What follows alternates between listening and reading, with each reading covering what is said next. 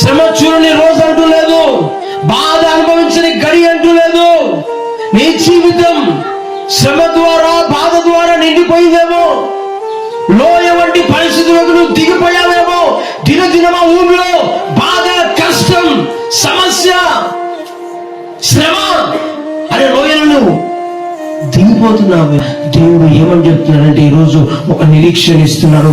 ఆకోరును ఆ బాధలన్నింటినీ తీసేసి దాన్నే ఏదైతే బాధకు కారణమో దాని నుంచి ఒక నూతన ఆశను పుట్టించే ద్వారంగా నేను చేస్తా అంటున్నాను. నువ్వు అనుకుంటున్నావు, అయ్యో నాకు విడుదల లేదు, నా కష్టాల నుంచి నేను బయటికి రాలేను, నా బాధ నుంచి నేను ఎవరు బయటికి తీయలేను. నీకు ఎవరు నీ కష్టాల నుంచి నేను బయటికి తీయలేరు. నీ కష్టాల్లో, బాధల్లో, నష్టాల్లో నీకు సహాయం చేయవాడు ఎవరు లేడు.